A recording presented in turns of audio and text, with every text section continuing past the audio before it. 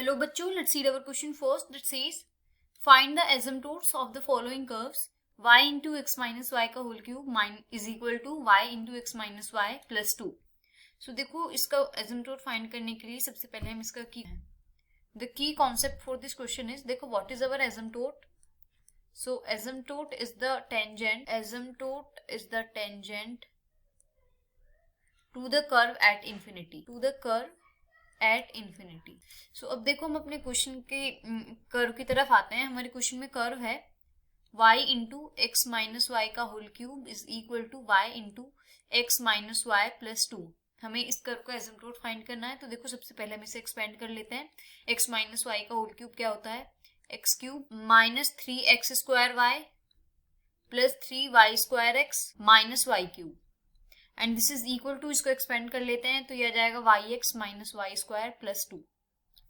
सो इसको y की भी मल्टीप्लाई कर लेते हैं इसमें, तो ये बनेगा Y X cube minus 3x square Y square plus 3y cube X minus Y to the power 4 minus Y X plus Y square minus 2 is equal to 0.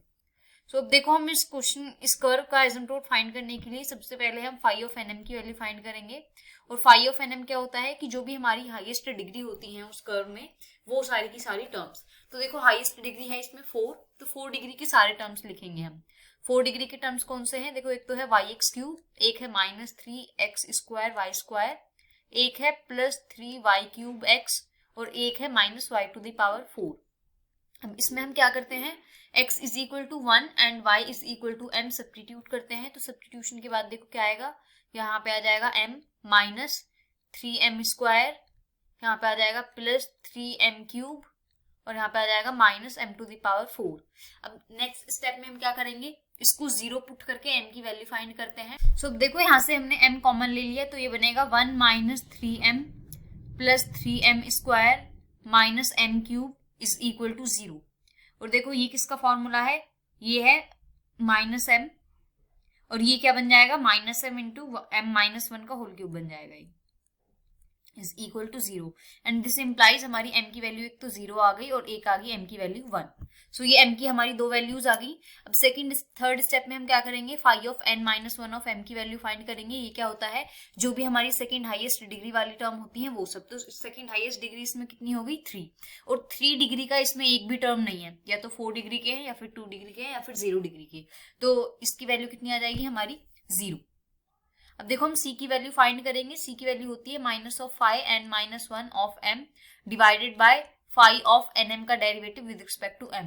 तो इसमें जब डेनोमिनेटर ही 0 है तो c की वैल्यू 0 आ गई. और हमारा देखो अब हम एसिम्पटोट लिखेंगे, तो एसिम्पटोट होता है हमारा y is equal to mx plus c की फॉर्म में. अब c की वैल्यू तो होगी इसमें 0, तो हमारा एसिम्पटोट बना अब सिर्फ y is equal to mx की फॉर्म में. तो y is equal to mx. अब हमारी m की दो वैल्यूज हैं, एक तो m की वैल्यू आई थी 0 और एक आई थी 1. तो इसको हम लिख सकते हैं, एक तो आ गया हमारा asymptote y is equal to 0 और एक एसिम्पटोट आ गया हमारा y is equal to x. So ये दो एसिम्पटोट आ गए हमारे of our given curve. Hope you understood it well. Best of luck. Thank you.